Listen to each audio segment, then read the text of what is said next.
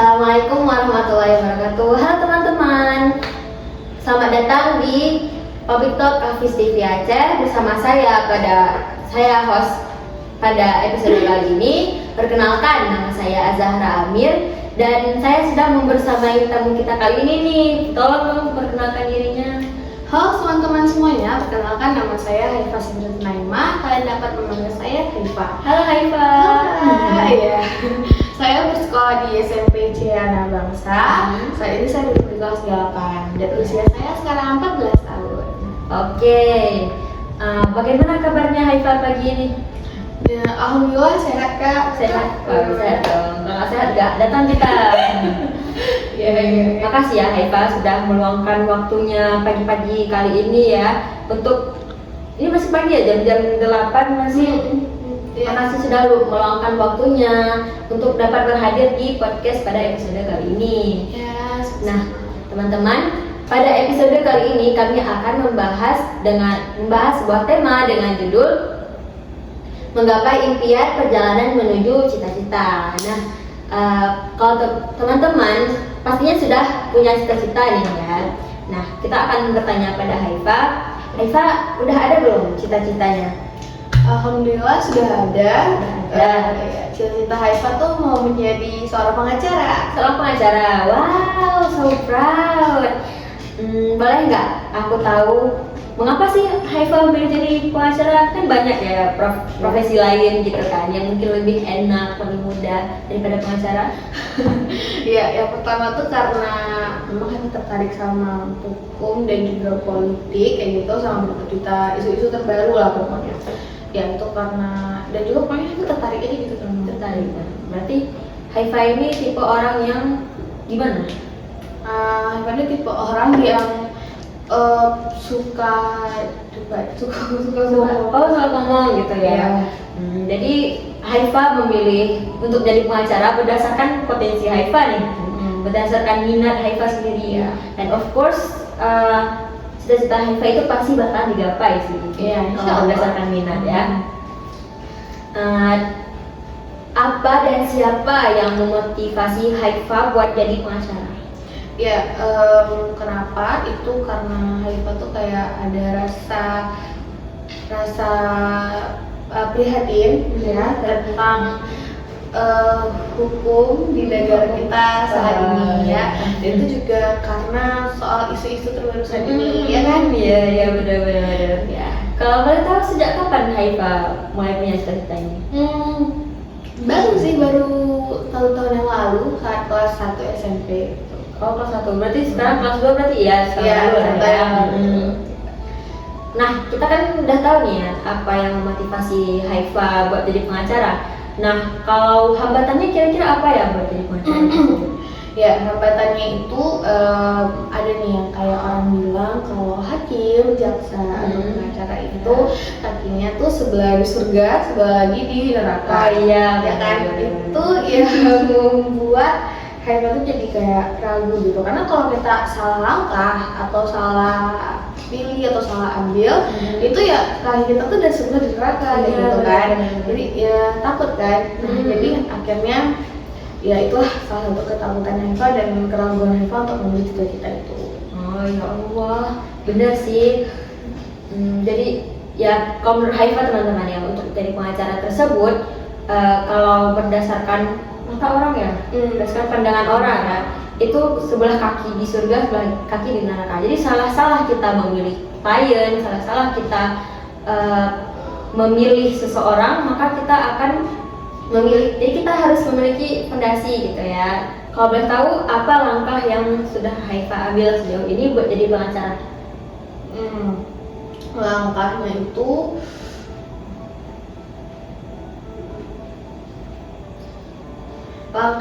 adalah yang pertama kayak tadi tuh yang kayak baca-baca berita kayak gitu, terus juga bisa mengikuti perkembangan politik saat ini.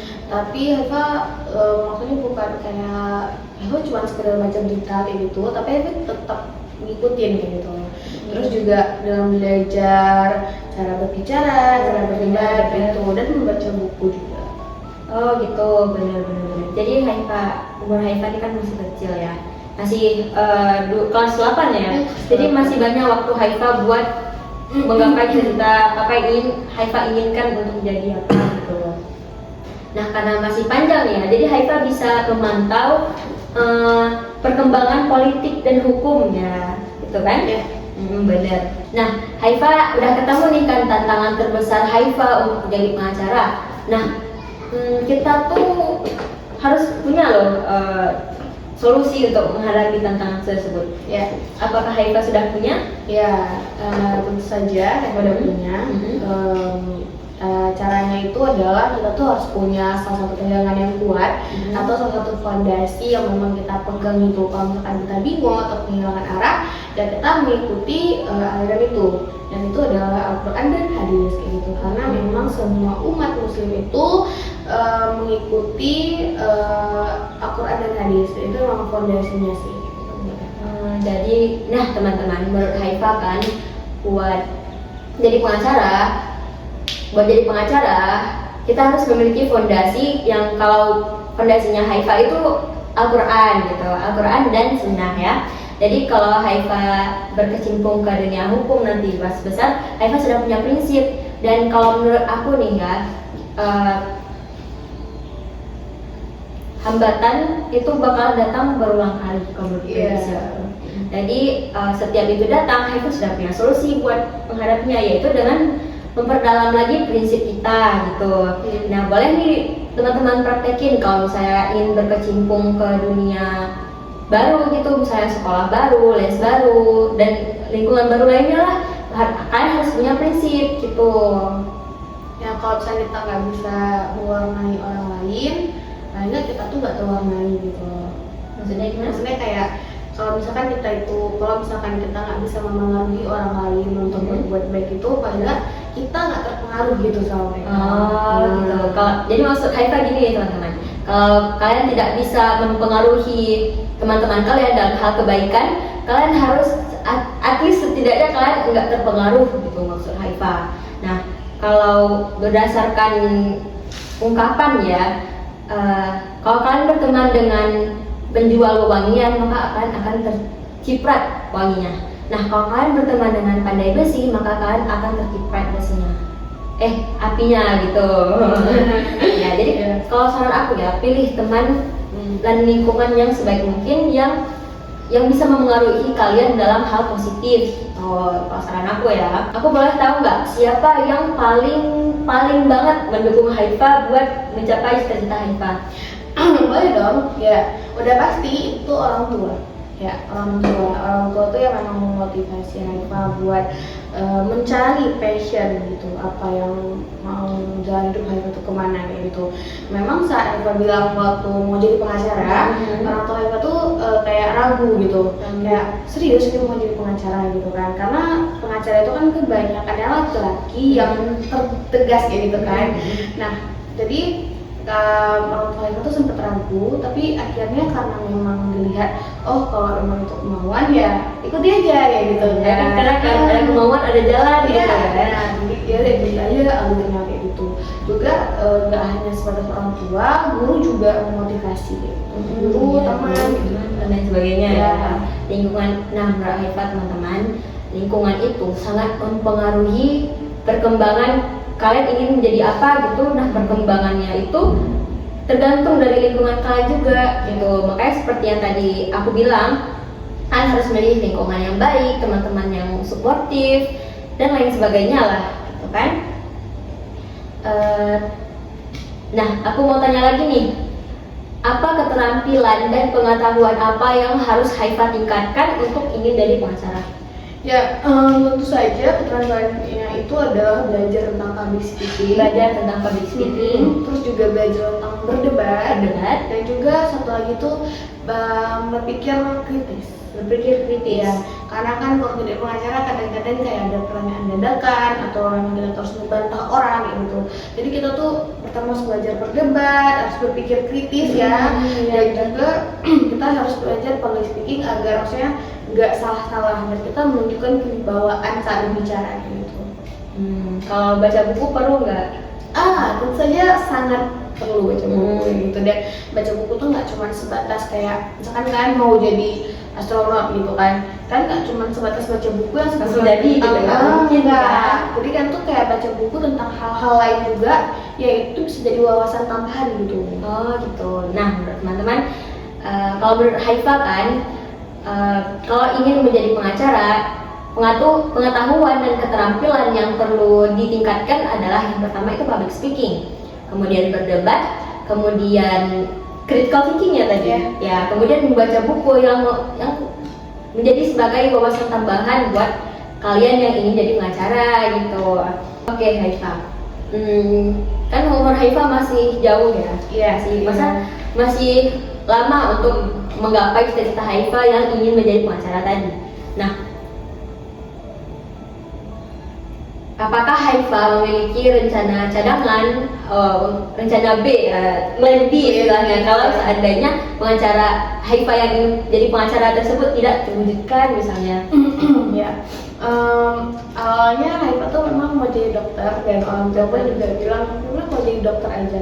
Tapi Haifa tuh sangat tidak suka sama IPA. Jadi bukan minatnya Haifa yang iya, bener-bener sama IPA tuh bener big no banget. Iya, lebih ke IPS atau PPKN gitu kan. Nah jadi karena kayak gitu, nggak mungkin dong Haifa ambil dokter, jadi kan stres sedikit kan, ya kan. Nah jadi akhirnya kalau nggak jadi MC, Haifa mau jadi jaksa kayak gitu. Tapi kalau untuk hakim, Haifa masih nggak berani takut sih. Ya takut ya. Oke, fine, itu terserah Haifa kan, balik lagi ke Haifa sendiri. Nah, obrolan kita ini kan udah panjang banget ya, dan kalau dipanjangin lagi bakalan makan waktu lebih panjang lagi dan kalian gak akan sanggup nonton. Nah, boleh dong kasih closing statementnya buat teman-teman di rumah? Ya, singkat aja ya. Boleh. Oke. Teruslah belajar dan kalian tuh harus tekun dalam belajar suatu hal, karena jika kalian kayak gitu, insya Allah kalian bakal mendapatkan apa yang kalian mau. Ya, satu lagi, aku mau nambah.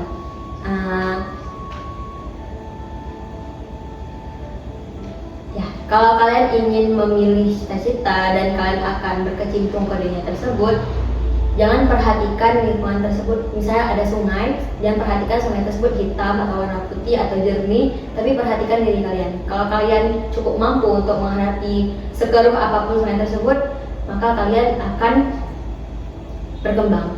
Nah, jadi kalian harus memiliki prinsip. Intinya kalian harus memiliki prinsip dan memiliki wawasan yang cukup dan sebagai benteng pertahanan diri untuk masuk ke dunia baru. Nah, gitu. Oke Haifa, terima kasih ya sudah menemani saya. Terima kasih Haifa sudah menemani aku ya sepanjang episode kali ini. Nah, terima kasih sudah menonton video kami yang panjang ini. Sampai jumpa di video selanjutnya. Assalamualaikum warahmatullahi wabarakatuh. Bye bye.